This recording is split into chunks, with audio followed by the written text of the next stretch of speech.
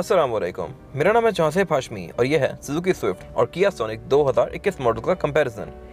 ये दोनों गाड़ियाँ टेरिटरी के लिहाज से, साइज़ के लिहाज से, फीचर्स के लिहाज से करीब करीबी हैं और इनमें प्राइस का भी थोड़ा बहुत ही फ़र्क है। लेकिन मेरे ख्याल से इन दोनों गाड़ियों का कंपैरिजन बनता है क्योंकि ये साइज़ में, इंजन के लिहाज से, पावर के लिहाज से और फीचर्स के लिहाज से करीब करीबी हैं।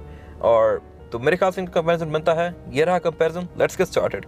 इन दोनों गाड़ियों का कंपैरिजन करने की वजह यह है कि अगर आप एक हैचबैक लेने निकलते हैं मार्केट में जो कि फीचर्स के लिहाज से काफ़ी लोडेड हो और बजट आपके लिए इतना इशू नहीं है, तो आपके पास दो मेन ऑप्शन होते हैं, किया सोनिक और सुजुकी स्विफ्ट।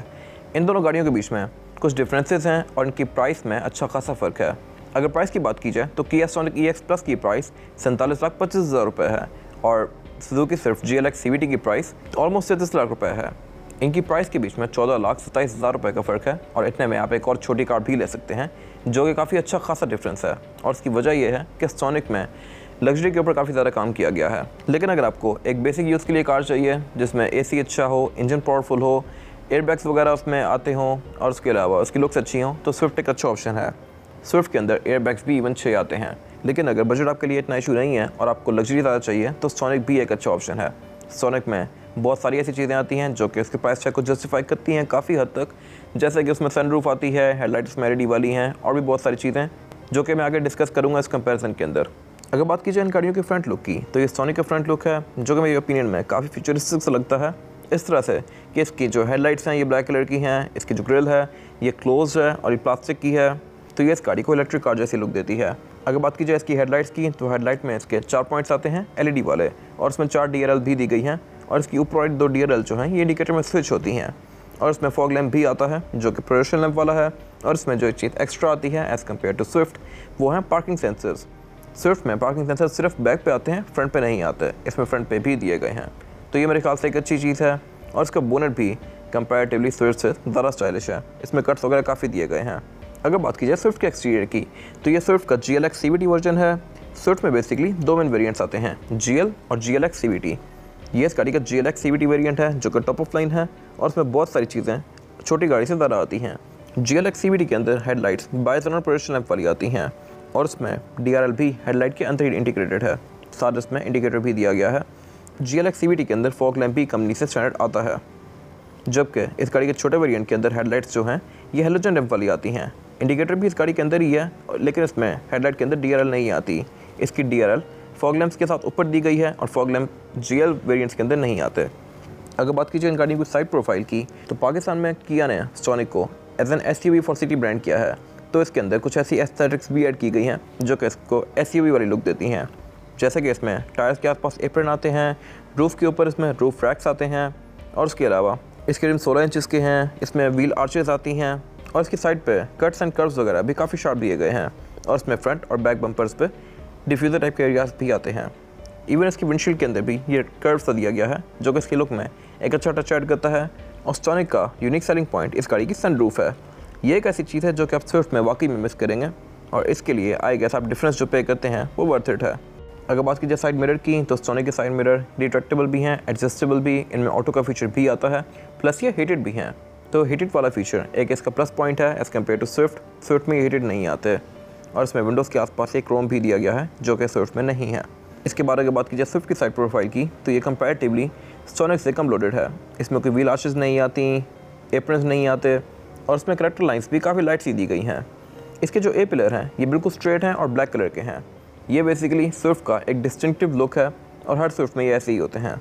बाकी इस गाड़ी का जो एक और डिस्टिंक्टिव फीचर है वो ये है कि इसका जो रेड डोर का हैंडल है वो C पिलर में आता है, जिसकी वजह से इसके डोर की जो ये वाला एरिया है ये थोड़ा क्लीन सा लगता है दिखने में। और उसके अलावा स्विफ्ट के अंदर एक और चीज़ जो डिस्टिंक्टिव है वो ये है कि इसकी रूफ़ फ्रंट से ऊपर होती है और बैक पे ये नीचे आती जाती है, यानी कि स्लोपिंग शेप की रूफ़ होती है इसकी। बाकी इसके डोर हैंडल भी क्रोम की फिनिश में है और इनमें सॉफ्ट अनलॉक वाला फीचर भी आता है। इन दोनों ही गाड़ियों में आपके पास जिसकी होनी चाहिए तो आप इस गाड़ी को अनलॉक कर सकते हैं की को यूज़ किए बगैर। और इस गाड़ी के साइड मिरर भी फीचर अच्छे हैं, ये रिट्रैक्टेबल हैं, एडजस्टेबल हैं, लेकिन इनमें हीटेड वाला फीचर नहीं आता जो कि सिर्फ सोनिक में आता है और सोनिक का HS गाड़ी के ऊपर। अगर बात की जाए इन गाड़ियों के रेयर लुक की, तो ये सोनिक का रेयर लुक है जो कि मेरे ख्याल से स्विफ्ट से बेहतर है। इस तरह से कि इसकी जो टेल लाइट्स हैं ये ज़्यादा प्रीमियम लगती हैं, इसकी बैक पे चीज़ें बहुत सारी दी गई हैं जो कि स्विफ्ट में नहीं आती और उसके अलावा इसकी लुक भी SUV जैसी आती है बैक से। इसके बम्पर्स वगैरह काफ़ी मैसिव हैं। बैक पे इसमें ये वाइपर आता है, एक स्पॉइलर आता है और उसके अंदर एक ब्रेक लैंप भी आता है और ऊपर इसमें एक एरियल एंटीना भी दिया गया है। ट्रंक को अनलॉक करने के लिए नीचे यहाँ पे एक लैच दिया गया है जिससे आप इस गाड़ी की ट्रंक अनलॉक कर सकते हैं। और ये इस गाड़ी की ट्रंक कैपेसिटी जो कि काफ़ी स्पेशियस है एज़ कम्पेयर टू स्विफ्ट। इस गाड़ी की ट्रंक कैपेसिटी 352 लीटर्स की है, जबकि स्विफ्ट की ट्रंक कैपेसिटी 270 लीटर्स की है। तो इन गाड़ियों की ट्रंक कैपेसिटी में भी अच्छा खासा फ़र्क है। और इस गाड़ी की रेयर सीट्स भी 60-40 के स्प्लिट के साथ हैं, जिनको फोल्ड करके आप इस गाड़ी की ट्रंक कैपेसिटी को और भी ज़्यादा खुला बना सकते हैं। इस नीचे दी गिलिट को उठा के आप इस गाड़ी का स्पेयर टायर और टूल किट भी एक्सेस कर सकते हैं। स्विफ्ट में स्पेयर टायर नहीं आता, इसमें स्पेयर टायर आता है और ये 16 इंचेस का है। तो अगेन मेरे ख्याल से ये एक इस गाड़ी का प्लस पॉइंट है स्विफ्ट के ऊपर। बाकी इस गाड़ी में ऊपर ये 2 लाइट्स भी दी गई हैं, लेकिन ये टेल गेट के अंदर हैं, तो ये ट्रंक के अंदर कोई ज़्यादा यूज़फुल नहीं है। और बैक पे इसमें बैकअप कैमरा भी आता है। इसके रेयर बम्पर में भी ऐसी काफ़ी सारी चीज़ें आती हैं जो कि स्विफ्ट में नहीं है, जैसे कि रेयर फॉग, पार्किंग सेंसर्स, इसकी एग्जॉस्ट टिप देखने में ज़्यादा खूबसूरत है और इसमें एक स्किड प्लेट टाइप का एरिया भी दिया गया है। अगर बात कीजिए स्विफ्ट के रेयर लुक की, तो ये गाड़ी भी बैक से काफ़ी मैसिव है। इसके फ्रंटर्स वगैरह बॉडी से काफ़ी बाहर जा रहे हैं। टेल लाइट्स भी इस गाड़ी की मेरे ख्याल से अच्छी हैं, लेकिन इसमें कुछ चीज़ें मिसिंग हैं, जैसे कि इसके बम्पर के अंदर एक ये स्लॉट खाली है। JDM वर्जन के अंदर यहाँ पर रेयर फॉग आती होती है, लेकिन इस गाड़ी में नहीं दी गई। यहाँ पे एक ये प्लैक लगाया हुआ है और उसकी टेल लाइट्स भी बॉडी से काफ़ी बाहर जा रही हैं, तो ये इसको थोड़ी अच्छी लुक देती हैं मेरे ख्याल से।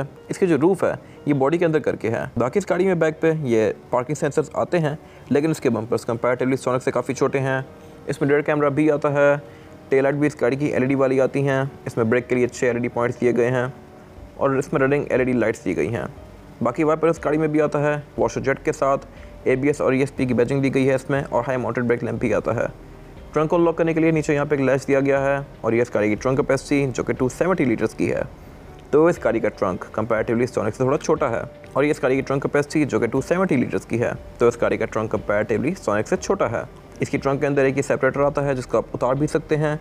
इस नीचे दी गिलिट को उठा के आप इस गाड़ी की पंक्चर रिपेयर किट और टूल किट एक्सेस कर सकते हैं। इसमें स्पेयर टायर नहीं आता, लेकिन उसका एक वेल दिया गया है। ट्रंक के अंदर इसके एक लाइट दी गई है जो कि आप मैनुअली ऑन ऑफ कर सकते हैं, ये ऑटो नहीं है।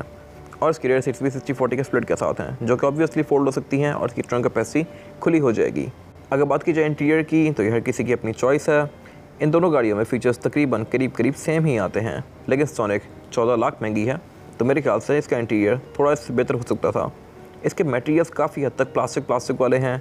इसमें चीप प्लास्टिक बहुत सारा यूज़ किया गया है डोर्स के अंदर, डैशबोर्ड पे, स्टीयरिंग के बीच में, जो कि मेरे ख्याल से अगर थोड़े अच्छे मटेरियल्स होते तो बेहतर था। खैर, स्टीयरिंग व्हील इस गाड़ी में बॉटम कट आता है, यानी कि नीचे से फ्लैट है। इसके लेफ्ट राइट स्पोक में डिफरेंट कंट्रोल्स दिए गए हैं। लेफ्ट स्पोक में जो कंट्रोल्स हैं ये इस गाड़ी के मल्टीमीडिया सिस्टम के हैं और राइट स्पोक में जो कंट्रोल्स दिए गए हैं यहाँ से आप इस गाड़ी के क्रूज को इनेबल डिसेबल कर सकते हैं। लेकिन अब इसकी बात है, सोनिक की प्राइस में आपको होंडा इलेंट्रा भी मिल सकती है, जो कि एक सेडान है और ऑब्वियसली एक काफ़ी बेहतर ऑप्शन है as compare to Sonic. Steering wheel इस गाड़ी का लेदर की फिनिश में है, अंदर इसकी स्टिचिंग्स दी गई हैं और इस गाड़ी में टोटल 6 एयर बैग्स आते हैं, लेकिन सोनिक के अंदर आप एयर बैग्स को ऑफ भी कर सकते हैं, जो कि स्विफ्ट में नहीं आता ये वाला ऑप्शन। मीटर इस गाड़ी का बिल्कुल बेसिक सा है। इसकी जो लाइट वगैरह है इसकी लुक ठीक है, अच्छी है आई गेस। मीटर इन दोनों गाड़ियों के बिल्कुल बेसिक से हैं। बीच में एक एमआरआई डिस्प्ले दिया गया है।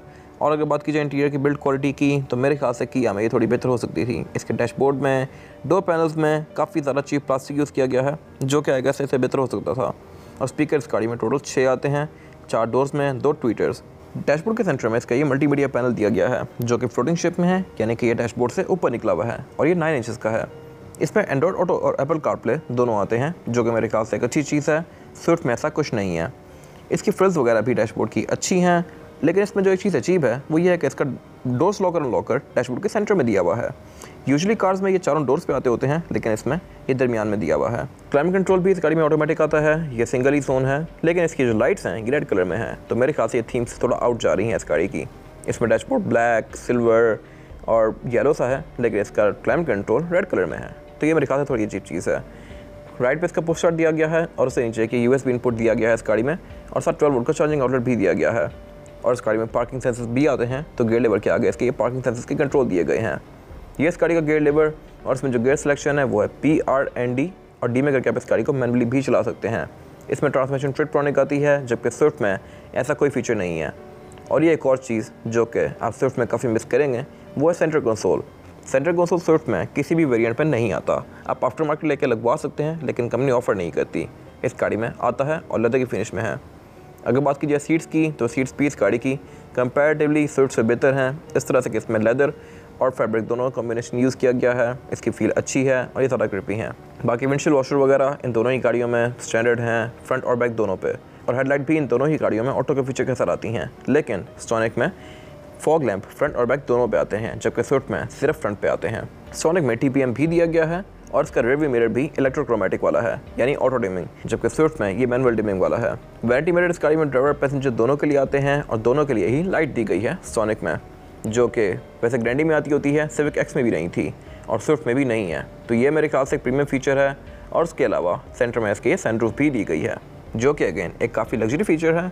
और यूजुअली ये सिविक में भी, बड़े वर्जन्स में और टोयोटा में भी सिर्फ क्रोला ग्रैंडी में ऑफर करती है। तो ये मेरे ख्याल से एक अच्छा फीचर है और स्टॉनिक में आता है। और स्टॉनिक के पैडल्स भी एल्यूमिनियम की फिनिश में हैं। इसके बाद अगर बात कीजिए स्विफ्ट के इंटीरियर की, तो यह हर किसी की अपनी चॉइस है। मेरे ख्याल से स्टॉनिक का इंटीरियर थोड़ा ज़्यादा लोडेड लगता है, लेकिन यहाँ पे आपको 14 लाख रुपए बच भी रहे हैं। तो मेरे ख्याल से ये इंटीरियर भी कोई इतना इशू नहीं करेगा आपको। इसके डैशबोर्ड के लुक्स भी ठीक हैं, काफ़ी खूबसूरत हैं। ये JDM मॉडल जैसा ही आता है बिल्कुल। क्लाइमेट कंट्रोल मेरे ख्याल से इस गाड़ी का ज़्यादा खूबसूरत है। JDM वर्जन के अंदर जो चीज़ एक्स्ट्रा आती है वो है पैडल शिफ्टर्स, जो कि पाकिस्तानी वर्जन के अंदर नहीं दिए गए। ये स्टीयरिंग मल्टीमीडिया वाला है, यानी कि इसके लेफ्ट राइट स्पोक पर डिफरेंट कंट्रोल्स दिए गए हैं। लेफ्ट स्पोक पर जो कंट्रोल्स दिए गए हैं ये मल्टीमीडिया सिस्टम के हैं, राइट स्पोक पर जो कंट्रोल्स दिए गए हैं ये क्रूज़ के हैं। और साथ यहाँ पे इसके कॉलर टर्न डिक्लाइन करने के कंट्रोल्स दिए गए हैं। यहाँ से आप अपना फ़ोन यूज़ कर सकते हैं। और ये steering wheel heavy bottom cut, यानी कि इसकी बॉटम फ्लैट आती है इन दोनों ही कार्स में। एयरबैग भी इस गाड़ी में टोटल 6 आते हैं। एक स्टीयरिंग व्हील में माउंटेड है, एक डैशबोर्ड के अंदर, 2 पिलर्स में और 2 सीट्स के साइड पर। और अगर बात की जाए इस गाड़ी के मीटर की, तो मीटर की लुक्स भी मेरे ख्याल से इसकी अच्छी हैं। इसकी हाउसिंग मेरे ख्याल से कंपैरेटिवली स्टॉनिक से काफ़ी ज़्यादा बेहतर है। इसमें 2 कप्स दिए गए हैं और उसके अंदर इसका मीटर है। मीटर के अंदर इसके फ्यूल गेज भी आता है और टेम्परेचर गेज भी आता है, जो कि नीडल वाला है। इस गाड़ी के छोटे वेरिएंट्स के अंदर ये बार्स वाले आते हैं। बाकी इसके इंटीरियर की लुक मेरे ख्याल से अच्छी हैं, लेकिन ये मोस्टली प्लास्टिक की फिनिश में है। ये भी सारा चीप प्लास्टिक है। इस प्राइस पॉइंट पे मेरे ख्याल से चीप प्लास्टिक आप समझ सकते हैं। स्विफ्ट से आप चलें चीप प्लास्टिक एक्सपेक्ट कर सकते हैं, लेकिन स्टॉनिक में मेरे ख्याल से प्रीमियम मटेरियल यूज़ किए जाने चाहिए थे। वो गाड़ी इससे 14 लाख महंगी है, बट स्टिल उसमें डैशबोर्ड बिल्कुल प्लास्टिक वाला आता है। अगर बात कीजिए मल्टीमीडिया सिस्टम की, तो स्विफ्ट का मल्टीमीडिया कंपैरेटिवली स्टॉनिक से थोड़ा सा चीप है। ये बिल्कुल एक एंड्रॉयड पैनल है, जो कि आप आफ्टर मार्केट भी लेके लगवा सकते हैं 15-16 हज़ार में। इसमें कोई खास फीचर्स नहीं आते। उससे नीचे इस गाड़ी का क्लाइमेट कंट्रोल दिया गया है। क्लाइमेट कंट्रोल इस गाड़ी का सिंगल जोन है और ऑटोमेटिक है, और इसकी लुक्स मेरे ख्याल से स्टॉनिक से काफ़ी बेहतर हैं। उससे नीचे 12 वोल्ट का पावर आउटलेट दिया गया है, 2 कप होल्डर्स दिए गए हैं और उससे पीछे इस गाड़ी का गियर लीवर दिया गया है। इसमें जो गियर सिलेक्शन है वो है P, R and D और लोड में करके आप इस गाड़ी को खींच सकते हैं, लेकिन इसमें कोई ट्रिप्टॉनिक वाला फीचर नहीं आता। स्टॉनिक आपको ट्रिप्टॉनिक वाला फीचर भी ऑफर करती है। हैंड ब्रेक इन दोनों ही गाड़ियों में ट्रेडिशनल आती है, लेकिन ये गाड़ी जो एक चीज़ लाइक करती है वो है सेंटर कंसोल। इसमें सेंटर कंसोल मेरे ख्याल से आना चाहिए था। 33 लाख रुपए की गाड़ी है ये ऑब्वियसली, बट इसमें नहीं दिया गया। आप आफ्टर मार्केट लेके लगवा सकते हैं। सेंटर कंसोल और रेड स्पॉइलर इसका एक एड ऑन फीचर है। बाकी अगर बात कीजिए सीट्स की, तो सीट्स इस गाड़ी की पूरी फैब्रिक की फिनिश में है। इस पर टेक्सचर दिया गया है जो कि काफ़ी ग्रिपी सा है, लेकिन इसमें लेदर यूज़ नहीं किया गया। तो स्टॉनिक की सीट्स यहाँ पे ऑब्वियसली नंबर ले जाती हैं। डोर पैनल भी इस गाड़ी के काफ़ी सिंपल से हैं। लुक्स के लिहाज से मेरे ख्याल से अगेन स्टॉनिक के इससे बेहतर हैं, लेकिन वो पूरे ही प्लास्टिक में हैं, तो मेरे ख्याल से वो बेहतर हो सकते थे। स्पीकर इस गाड़ी में टोटल 4 आते हैं, चारों ही डोर्स में, जबकि स्टॉनिक में 6 आते हैं, 2 ट्वीटर्स भी, जो कि इस गाड़ी में नहीं है। साइड मिरर इस गाड़ी के भी रिट्रैक्टेबल हैं, यानी कि आप इनको गाड़ी के अंदर बैठ के ही फोल्ड और अनफोल्ड कर सकते हैं, प्लस एडजस्ट भी कर सकते हैं। तो ये मेरे ख्याल से एक अच्छी चीज़ है। और GLX CVT के अंदर पुश स्टार्ट भी आता है। इसकी आप हेडलाइट की हाइट को भी एडजस्ट कर सकते हैं गाड़ी के अंदर बैठे हुए ही, और इसके पार्किंग सेंसर्स का कंट्रोल भी यहीं पे दिया गया है। पार्किंग सेंसर स्विफ्ट में सिर्फ बैक पे आते हैं। ट्रैक्शन कंट्रोल इन दोनों ही गाड़ियों में स्टैंडर्ड आता है टॉप ऑफ लाइन वर्जन्स के अंदर। हेडलाइट इस गाड़ी में भी ऑटो वाली आती हैं, लेकिन फॉग लैंप इस गाड़ी में सिर्फ फ्रंट पे आते हैं, जबकि स्टॉनिक में ये बैक पे भी आते हैं। और विंडशील्ड वॉशर इस गाड़ी में फ्रंट और बैक दोनों पे आते हैं इन दोनों ही गाड़ियों में। वैनिटी मिरर इस गाड़ी में ड्राइवर और पैसेंजर दोनों के लिए दिए गए हैं, लेकिन लाइट किसी के लिए नहीं आती।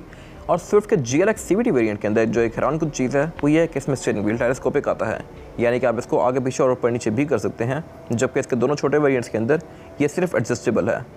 और सीट भी इस गाड़ी की ऊपर नीचे हो सकती है। इसमें हाइट एडजस्टमेंट भी दी गई है, जो कि अगेन मेरे ख्याल से एक अच्छा फीचर है। इसके बारे में बात की जाए इस गाड़ी में रेयर पैसेंजर्स के लिए सीटिंग कैपेसिटी की, तो रेयर पैसेंजर की सीटिंग कैपेसिटी भी इस गाड़ी में ठीक है, कोई बहुत ज़्यादा स्पेशियस नहीं है। बैक पे यहाँ पे 3 लोग बैठ सकते हैं, लेकिन ज़्यादा कंफर्टेबल नहीं होंगे। ये गाड़ी बेसिकली 2 लोगों के लिए डिज़ाइन की गई है बैक पर। इस गाड़ी की सीट को मैंने मैक्सिमम पीछे किया हुआ है, और स्टिल मेरे पास यहाँ पे थोड़ा बहुत लेग रूम बाकी है, तो लेग रूम का तो इसमें कोई इशू नहीं है। लेकिन ये गाड़ी चौड़ाई में थोड़ी कम है, तो बैक पे यहाँ पे 2 लोग बैठ सकते हैं आसानी से। फ्लोर बेड भी इस गाड़ी का ऑलमोस्ट फ्लैट आता है, लेकिन स्टिल यहाँ पे कोई जगह बहुत सारा नहीं है। बाकी बैक पे इस गाड़ी में एक चार्जिंग आउटलेट दिया गया है रेयर पैसेंजर्स के लिए। और उसके अलावा इस गाड़ी की जो रेयर सीट्स हैं ये 60-40 के स्प्लिट के साथ हैं, जिनको फोल्ड करके आप इस गाड़ी की ट्रंक कैपेसिटी को और भी ज़्यादा खुला बना सकते हैं। बाकी बैक पे 3 हेडरेस्ट दिए गए हैं तीनों रेयर पैसेंजर्स के लिए। रेयर सीट्स लेदर की फिनिश में है, ऊपर एक केबल लाइट दी गई है। और उसके अलावा इस गाड़ी में आर्मरेस्ट भी तीनों पैसेंजर्स के लिए दिए गए हैं।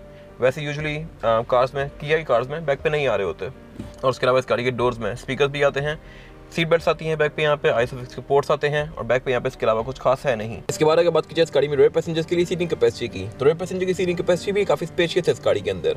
बैक पे यहाँ पे 2 लोग आसानी से बैठ सकते हैं, 3 लोग आना चाहे तो आ सकते हैं, लेकिन ज़्यादा कंफर्टेबल नहीं होंगे क्योंकि ये गाड़ी चौड़ाई में थोड़ी कम है। बाकी बैक पे मेरे पास गाड़ी के अंदर लेग रूम काफी स्पेशियस है। ड्राइवर की सीट को मैक्सिमम पीछे करने के बाद भी ये सीट मैंने फुल पीछे की हुई है, इससे पीछे नहीं हो सकती। और फिर भी मेरे पास यहाँ पे इस गाड़ी के अंदर इतना लेग रूम बाकी है, और इसकी वजह यह है कि ये गाड़ी पिछली जनरेशन से भी 20 mm लॉन्गर है। और उसके अलावा हेडरूम का भी इस गाड़ी के अंदर किसी को कोई इशू नहीं होने वाला, ये भी काफ़ी स्पेशियस है। बाकी बैक पे यहाँ पे 3 हेडरेस्ट दिए गए हैं, रेयर सीट इसकी 60-40 के स्प्लिट के साथ हैं। इसको फोल्ड करके आप इस गाड़ी की ट्रंक कैपेसिटी को और भी ज़्यादा खुला बना सकते हैं। बैक पे इसमें कोई सेंटर कंसोल नहीं आता, जैसे उसमें यहाँ पे सीट बेल्ट्स दी गई हैं, आईएसएफ के पोर्ट्स दिए गए हैं। और उसके अलावा सेंटर में यहाँ पे कप होल्डर दिया गया है। इसमें सेंटर कंसोल नहीं आता फ्रंट पे, जो कि मेरे ख्याल में तो अच्छी बात थी। बाकी रेयर पैसेंजर्स के लिए यहाँ पे एक कप होल्डर दिया गया है बैक पे, 2 कप होल्डर्स डोर्स के अंदर आते हैं, 2 स्पीकर आते हैं। और उसके अलावा इस गाड़ी का फ्लोर बेड भी फ्लैट नहीं आता, इसमें ज़रा सा हम्प है लेकिन आपको ज़रा बहुत नहीं करेगा। हैंडल्स इस गाड़ी में रेयर पैसेंजर्स के लिए दिए गए हैं, जो कि मेरे ख्याल में अच्छी चीज़ है। कोट होल्डर वगैरह यहाँ पे नहीं आते, जो कि होता तो मेरे ख्याल में ज़्यादा अच्छी बात थी। इसके डोर पैनल फुल प्लास्टिक की फिनिश में है बैक पे। फ्रंट पे इसके अंदर प्लास्टिक और फैब्रिक दोनों यूज़ किया गया है। आर्मरेस्ट वाले एरिया के ऊपर फैब्रिक आता है, जबकि इस गाड़ी में ये फुल प्लास्टिक के हैं। ये मेरे ख्याल से अजीब सी चीज़ है। इसके बाद अगर बात की जाए इस गाड़ी के इंजन की, तो इंजन इस गाड़ी में 1400 सीसी आता है, लेकिन ये इंजन 100 हॉर्स पावर प्रोड्यूस करता है, जो कि थोड़ी कम है 1400 सीसी इंजन के लिहाज से। यूजुअली 1300 सीसी या 1000 सीसी टर्बो इंजन भी इतनी ही हॉर्स पावर प्रोड्यूस करते हैं। अगर देखा जाए कोरोला ऑल्टिस या होंडा सिटी, तो वो दोनों गाड़ियाँ 1500 और 1600 सीसी इंजन के साथ 120 हॉर्स पावर प्रोड्यूस करती हैं, जो कि इससे काफ़ी ज़्यादा है। बट इस बॉडी साइज़ के लिहाज से मेरे ख्याल से 100 हॉर्स पावर भी ठीक है। ये गाड़ी आपको विद इन सिटी तकरीबन 15 तक की एवरेज दे सकती है, depending upon your driving pattern, अगर आप इसको प्यार से चलाएं तो। बाकी ट्रांसमिशन इस गाड़ी में ऑटोमेटिक ही ऑफर होती है, मैनुअल नहीं आती। इस गाड़ी के जो 1000 सीसी टर्बो वेरिएंट्स आते हैं उनमें मैनुअल ट्रांसमिशन भी ऑफर होती है। और उसके अलावा इस गाड़ी में बोनट के अंदर कोई इंसुलेशन नहीं दी गई, जो कि मेरे ख्याल में होती तो अच्छी बात थी, बट इसमें नहीं है। इस गाड़ी में ABS, electronic power steering, traction control, parking sensors, इस तरह की चीज़ें कंपनी से स्टैंडर्ड आती हैं। इसके बारे में बात की जाए इस गाड़ी के इंजन की, तो इंजन इस गाड़ी में 1200 सीसी आता है। ये इंजन K सीरीज़ का इंजन है और 1197 सीसी है, इनलाइन 4 सिलेंडर, जो कि 83 हॉर्स पावर प्रोड्यूस करता है with 113 newton metre of torque, जो कि काफ़ी सफिशिएंट है इस बॉडी साइज़ के लिहाज से। इस गाड़ी में बहुत सारे वेरिएंट्स आते हैं, 1400 सीसी टर्बो, 1400 सीसी नॉर्मल और 1000 सीसी टर्बो बूस्टर जेट, जिसका मैंने रिव्यू किया हुआ है। यह गाड़ी 1200 सीसी है। इंडियन कार के अंदर भी यही इंजन आता होता है और ये इस बॉडी साइज़ के लिहाज से सफिशिएंट है। इस गाड़ी की एवरेज सुजुकी तकरीबन 16 से 17 तक क्लेम करता है और लॉन्ग पे ये गाड़ी 18 तक भी जा सकती है, depending upon your driving pattern, अगर आप इसको प्यार से चलाएं तो। एवरेज के लिहाज से ये गाड़ी सोनिक से बेहतर होने वाली है। बाकी इस गाड़ी के बोनेट के अंदर इंसुलेशन आती है, तो यहाँ पे ये गाड़ी नंबर ले जाती है। सोनिक में इंसुलेशन नहीं दी गई, जो कि मेरे ख्याल से होती तो अच्छी बात थी। इस गाड़ी का इंजन केबिन कंपैरेटिवली बेहतर कवर्ड है एज कम्पेयर टू सोनिक। बाकी इन दोनों गाड़ियों में ABS भी आती है, इलेक्ट्रॉनिक पावर स्टीयरिंग भी आता है, ट्रैक्शन कंट्रोल भी आता है, लेकिन इस गाड़ी में ट्रांसमिशन CVT आती है, जो कि मेरे ख्याल से इस गाड़ी का एज है सोनिक के ऊपर। इसके छोटे वेरिएंट्स के अंदर ट्रांसमिशन ऑटोमेटिक आती है, बड़े वेरिएंट में CVT आती है। इसके बाद अगर बात की जाए टायर साइज़ की, तो इन दोनों ही गाड़ियों में रिम 16 इंच के आते हैं। सोनिक EX प्लस में जो टायर साइज़ आता है वो है 195, 55 और 16। इसमें 16 इंच का अलॉय रिम दिया गया है, जो कि डुअल कॉम्बिनेशन में है। और इसमें जो टायर है ये मिशेलिन का है। ये रिम एल्यूमिनियम और ब्लैक की फिनिश के अंदर है। और सोनिक के अंदर जो एक चीज़ कंपैरेटिवली स्विफ्ट से बेहतर है वो ये है कि इसमें ऑल व्हील डिस्क ब्रेक आती है। और स्विफ्ट में जो टायर साइज आता है वो है 185, 55 और 16, यानी कि स्विफ्ट का टायर कंपैरेटिवली सोनिक से थोड़ा छोटा है। स्विफ्ट में जो टायर आता है वो है 195, 55 और 16। बाकी स्विफ्ट के अंदर भी 2 रिम ऑफर होते हैं, दोनों ही रिम 16 इंचज़ के हैं। ये वाला रिम जो टॉप ऑफ लाइन में आता है ये डुअल कॉम्बिनेशन में है, जबकि इसके छोटे वेरिएंट में रिम सिंगल टोन में आता है। लेकिन स्विफ्ट में जो एक चीज़ कंपैरेटिवली सोनिक से कम है वो है ब्रेक्स। इसमें बैक पे ड्रम ब्रेक्स आती हैं, जबकि सोनिक में ऑल व्हील डिस्क ब्रेक आती है। अगर बात की जाए इन गाड़ियों की फिजिकल कीज़ की, तो सोनिक की फिजिकल की मेरे ख्याल से स्विफ्ट से काफ़ी बेहतर है, इस तरह से कि इसमें बटन्स जो हैं ये एल्यूमिनियम की फिनिश में है और ये काफ़ी वेटेड है, जबकि स्विफ्ट की काफ़ी छोटी सी है, ये मुश्किल से आपकी एक उंगली जितनी है। तो ये मेरे ख्याल से थोड़ी बेहतर हो सकती थी। लेकिन इन दोनों ही गाड़ियों में सॉफ्ट अनलॉक वाला फीचर आता है। आपके पास जिस चाबी हो और आप इस बटन को पुश करेंगे तो ये गाड़ी लॉक हो जाएगी और अनलॉक भी आप इसको यहीं से कर सकते हैं। तो ये मेरे ख्याल से एक अच्छा फीचर है। अगर मैं इन दोनों गाड़ियों पे एक फाइनल वर्डिक्ट दूं तो मेरे ख्याल से ऑब्वियसली सोनिक हर लिहाज से बेहतर है स्विफ्ट से, लेकिन इनकी प्राइस में तकरीबन 14.25 लाख रुपए का फ़र्क भी है। स्विफ्ट में वो सारी चीज़ें आती हैं जो कि एक बंदा डिमांड कर सकता है एक अच्छी हैचबैक कार से, जैसे कि 6 airbags, climate control, buy zone headlamps, 16 inch के रिम, लेटेस्ट लुक। ये सारी चीज़ें ऐसी हैं जो कि प्रीवियस जनरेशन पे एक ह्यूज अपग्रेड हैं स्विफ्ट की। इसमें ऐसी बहुत सारी चीज़ें दे दी गई हैं जो कि इसके प्राइस टैग को काफ़ी हद तक जस्टिफाई करती हैं। लेकिन अगर एक लेवल अप जाना चाहते हैं आप और आपको सिर्फ ये चीज़ें नहीं बल्कि लग्जरी भी चाहिए तो सोनिक एक अच्छा ऑप्शन है। अगर आपके लिए बजट इतना इशू नहीं है और आपको स्विफ्ट वाले सारे फीचर के साथ एक लग्जरियस कार चाहिए तो आप सोनिक पे जा सकते हैं। सोनिक में ऐसी कुछ चीज़ें आती हैं जो कि स्विफ्ट लैक करती है, जैसे कि LED हेडलाइट्स, एंड्रॉइड ऑटो और एप्पल कार प्ले, बाकी SUV वाला एस्थेटिक्स जो कि हर किसी की अपनी चॉइस है। सेंटर कंसोल नहीं आता स्विफ्ट के अंदर जो कि सोनिक में आता है, प्लस एक मेन हाईलाइट जो कि सनरूफ है। तो सोनिक कुछ ऐसी चीज़ ऑफर करती है जो कि उस गाड़ी को थोड़ा लग्जरियस बनाती हैं। लेकिन अगर आपको एक डेली यूज़ के लिए कार चाहिए तो स्विफ्ट भी एक अच्छा ऑप्शन है। ये आपके ऊपर है कि आप कौन सी कार लेते हैं। यह था आज का कंपैरिजन। अगर आपको ये पसंद आया तो इसको लाइक कीजिए, मेरे चैनल को सब्सक्राइब कीजिए, और अगर आपके पास इन गाड़ियों से रिलेटेड कोई भी राय है तो उसको कमेंट सेक्शन में ज़रूर शेयर कीजिएगा ताकि वो लोग जो गाड़ियाँ लेने वाले हैं वो आपकी राय से फ़ायदा उठा सकें। अपना ख्याल रखिएगा। Thank you.